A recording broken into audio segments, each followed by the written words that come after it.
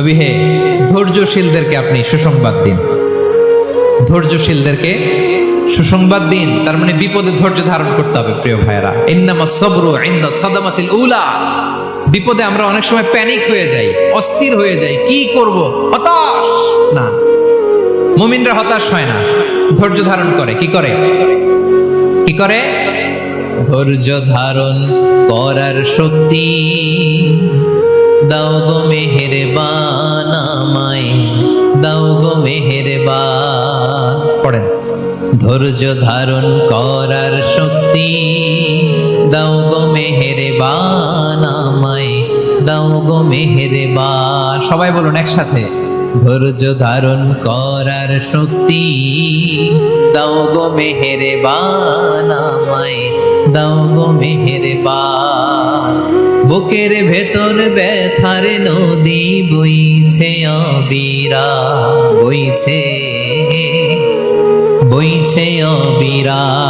পড়ুন, ধৈর্য ধারণ করার শক্তি দাও গো মেহেরবান আমায়, দাও গো মেহেরবান। পড়েন আমিন। আল্লাহ যেন বিপদে আমাদেরকে ধৈর্য ধারণ করার তৌফিক দান করে। প্রিয় ভাইয়েরা, ধৈর্য এটা এমন একটা গাছ, যে গাছের সারা গায়ে কাটা, কিন্তু এই গাছের ফলটা বড় সুস্বাদু। আই রিপিট, আমি আবার বলছি, ধৈর্য এটা এমন একটা গাছ, যে গাছের সারা গায়ে কাটা, কিন্তু ফলটা বড় মিষ্টি, ফলটা বড় সুস্বাদু। সবাই ধৈর্য ধারণ করতে পারে না। বিষ্ণু ইসলামকে আল্লাহ তাআলা নানা সময় আশ্বস্ত করেছেন, সান্ত্বনা দিয়েছেন, আর ধৈর্যের বাণী শুনিয়েছেন। আল্লাহ বলেন, ফাসবির কামা সাবারা উলুল আজমি মিনার রাসূল। নবী হে, আপনার আগে দৃঢ় প্রত্যয়ী নবীরা যেরকম ধৈর্য ধারণ করেছে, আপনিও ধৈর্য ধারণ করুন। সূরাতুল মুজাম্মিল আল্লাহ তাআলা বলছেন, ওয়াসবির আলা মা ইয়াকুলুনা ওয়াহজুরহুম হাজরান জামিলা। ওরা যাই বলুক, আপনি ধৈর্য ধারণ করুন, ওদের কথাকে ইগনোর করুন। Just ignore what they are saying to you. যা বলে আপনি জাস্ট ইগনোর করেন। ওরা বিষ্ণু ঈসা ইসলামের মনোবলকে ভেঙে দেওয়ার জন্য কখনো বিষ্ণু ঈসা ইসলামকে কবি বলে গালি দিত। কবি কি বলতো? শায়ের। কখনো বলতো মজনুন, পাগল। নাউজুবিল্লাহ পড়বেন না? পাগল বলে গালি দিত। মাঝে মাঝে বলতো কাহিন, গণক। মাঝে মাঝে বিষ্ণু ঈসা ইসলামকে তারা বলতো আবতার, লেস কাটা।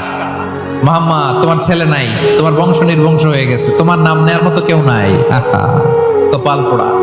গোটা বিশ্বব্যাপী বিষ্ণু ঈসা ইসলামের সুনাম সুখ্যাতি ছড়িয়ে দিয়েছে কে? আকাশ বাতাস মাড়িয়ে, সাত আকাশ ছাড়িয়ে আল্লাহর আরশ পর্যন্ত আল্লাহ তাআলা বিষ্ণুনবীর সুনাম সুখ্যাতিকে সুউচ্চ করেছেন। ঠিক কিনা বলেন? ইগনোর করুন। আপনাকে কবি বলে, গণক বলে, আপনাকে পাগল বলে, আপনাকে লেসকাটা বলে, জাস্ট ইগনোর দেন। বর্তমান সময়েও নানা ধরনের ট্যাগ আমাদেরকেও দেয় কি দেয় না বলেন? দেয়।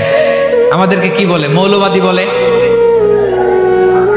বলে বলে ওই যে রাজাকার বলে। রাজাকার রাজাকার খেলার দিন শেষ। মন মতো হইলে মুক্তিযোদ্ধা, মন মতো না হইলে রাজাকার, এই দিন শেষ। ওই দিন আর নাই, এই কার্ড দিয়ে আর খেলার দিন নাই। এগুলো মানুষ আর খায় না এখন, এগুলো গিলে না আর। সাধারণ মানুষ বড্ড সচেতন। দেখেন, কালের বিবর্তনে, সময়ের আবর্তনে একই পরিক্রমা আমাদেরকেও ট্যাগিং করে। আমাদেরকে মৌলবাদী বলে, ব্যাকডেটেড বলে, রাজাকার বলে, জঙ্গি বলে, যুদ্ধাপরাধী বলে। আছে না এরকম? ওয়াসবির আলা মা ইয়াকুলুন, নিজের সাথে মিলায় নেন। যা বলে ধৈর্য ধারণ করো।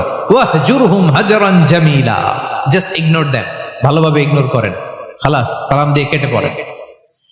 তাহলে প্রিয় ভাইরা, এই বিপদ আপদ আমাদের পিছু ছাড়বে না, পিছু ছাড়বে না। নবীদের পিছু ছাড়ে নাই, আমরা কোথায়? আমরা আর কি? বিপদ আমাদেরকে ধৈর্য ধারণ করতে হবে, মনোবল হারাইলে হবে না। দেখেন বিশ্বনবী কিভাবে আপনাদেরকে সান্ত্বনা দেয়। বিশ্বনবী বলেন, আজাবান লি আমরিল মুমিন, মুমিনের ব্যাপারটা বড় আশ্চর্যজনক। ফাইন্না আমরাহু কুল্লাহু লাহু খাইর, মুমিনের জীবনে যা ঘটে সবটাই খাইর। সবটাই কল্যাণ। ইন আসাবাতহু সাররাউ শাকারা ফাকানা খায়রাল্লাহ ওয়া ইন আসাবাতহু দাররাউ সাবারা ফাকানা খায়রাল্লাহ। মুমিনের জীবনে যদি সুখ আসে তাহলে মুমিন শুকরগুজার হয়, এটা তার জন্য ভালো। আর যদি মুমিন জীবনে দুঃখ আসে তাহলে সে সবর ইখতিয়ার করে, এটাও তার জন্য ভালো। সুবহানাল্লাহ। তাহলে দেখেন, আমরা হয় সুখে থাকি নয় দুঃখে থাকি, ঠিক কিনা বলেন? তাহলে সুখের সময় আমরা শুকর করি, কি করি? শুকরগুজার হই। শুকরিয়া করাও একটা ইবাদত, শুকরিয়া করাও কি? আর দুঃখের সময় আমরা সবর করি, সবর করাটাও একটা। তাহলে আমাদের পুরো জীবনটাই ইবাদত, পুরো জীবনটাই সুখের সময় শুকর আর দুঃখের সময় সবর। আওয়াজ করে বলেন, সুখের সময় শুকর আর দুঃখের সময়। এই দুই ইবাদত মুমিন জীবনে চলমান, কন্টিনিউয়াস, একটা উইন উইন সিচুয়েশন। কি বলেন? উইন উইন হয়ে গেল না?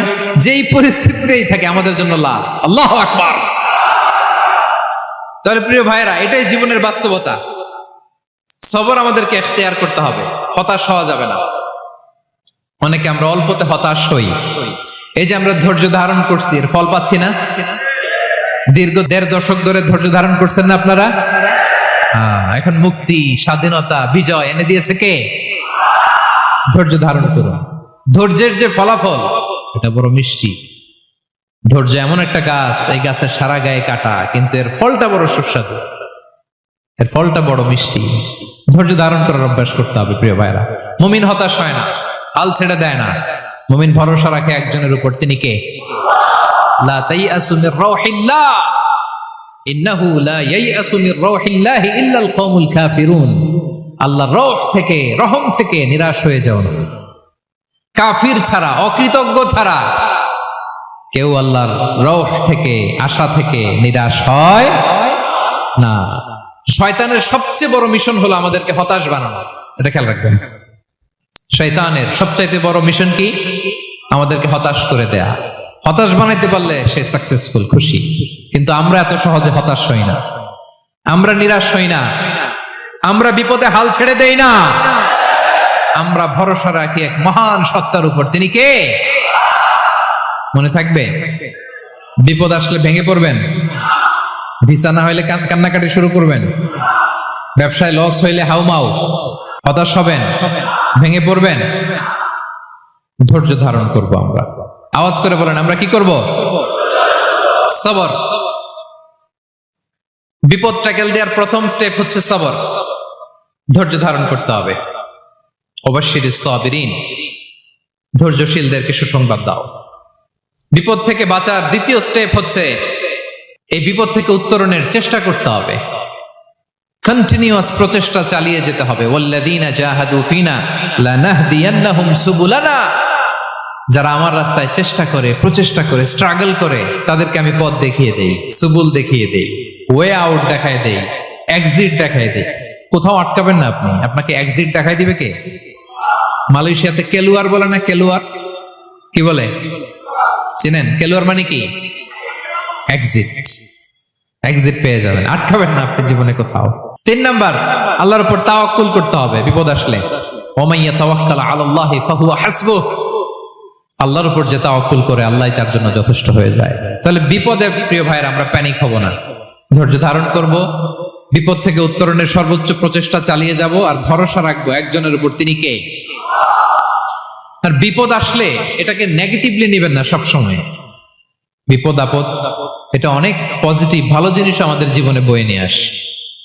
শাইখুল ইসলাম ইবনু তাইমিয়া আলাইহি রাহমা, উনি বলতেন, খুব দামি কথা, খুব হেভি ওয়েট কথা, মনোযোগ দিয়ে শুনুন। তিনি বলতেন, যে নেয়ামত তোমাকে আল্লাহ থেকে দূরে সরায়, ওই নেয়ামতের চেয়ে বিপদ ভালো, যে বিপদ তোমাকে আল্লাহর দিকে ধাবিত করে।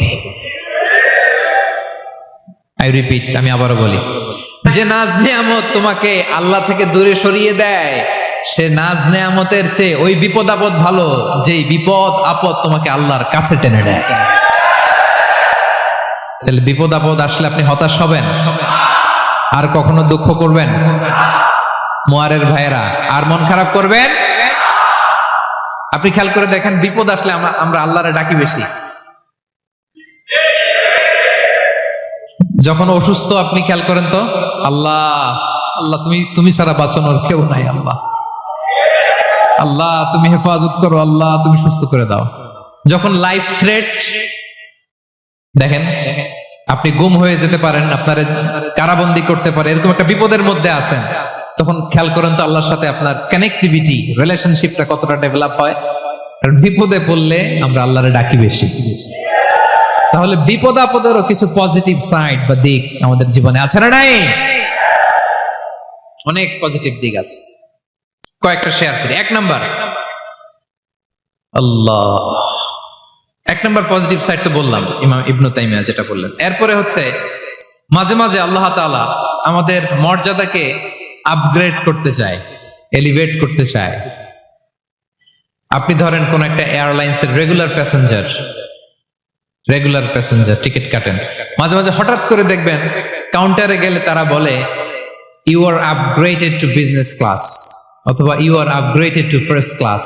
যেহেতু রেগুলার প্যাসেঞ্জার, অনেক মাইলস জমা হয়েছে, আপগ্রেড করে দেয়। আল্লাহ তাআলা মাঝে মাঝে চায় তিনি আমাদের মর্যাদাকে, র্যাঙ্ক, এটাকে আপগ্রেড করবেন। কিন্তু আমার যে আমল আখলাকের অবস্থা, ওইটা দিয়ে ওই আপগ্রেড র্যাঙ্কে যাওয়ার সুযোগ নাই। বুঝতেছেন কথা? আল্লাহ চায় আমার লেভেল একটু আপ করতে, কিন্তু আমার আমলের যে অবস্থা, এতে আমি ওখানে যাই না। তখন আল্লাহ কিছু বিপদ আপদ দিয়ে, পরীক্ষা দিয়ে বান্দাকে টেস্ট করে।